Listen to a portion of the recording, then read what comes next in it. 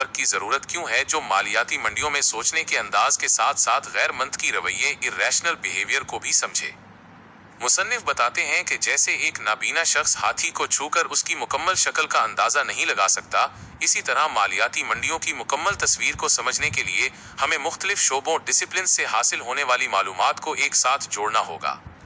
मुसन्निफ ने अपने तालीमी सफर के बारे में भी बताया है कि वो अडेप्टिव मार्केट्स हाइपोथेसिस को समझने की कोशिश में लगे हुए हैं और इसीलिए उन्होंने दीगर कई शोबों का मुख्तसर मुताला किया, जैसे नफ्सियात साइकोलॉजी, इर्तिकाई हयातियात एवोल्यूशनरी बायोलॉजी, न्यूरोसाइंस, मसनूई जहानत आर्टिफिशियल इंटेलिजेंस।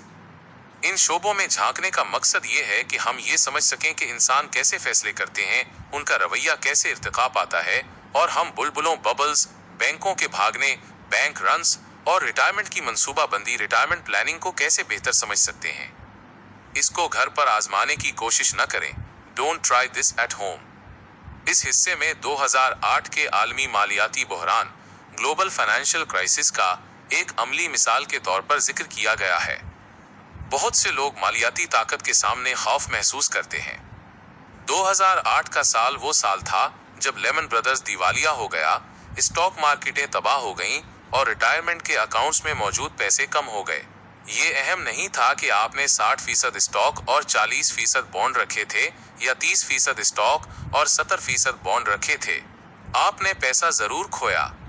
सिर्फ वो सरमायाकार जो 2008 के हंगामे से बच गए वो थे जिन्होंने अमेरिकी हुकूमत के बॉन्ड्स, यूएस गवर्नमेंट बॉन्ड्स या नकद कैश में सरमायाकारी की हुई थी और कुछ हेज फंड के मैनेजर्स, हेज फंड मैनेजर्स थे। इस हिस्से का इख्तिताम इस जुमले पर होता है कि दिसंबर 2008 में बर्नी मैडोफ की खबर ने मालियाती बहरान को एक बुरी याददाश्त के साथ खत्म किया।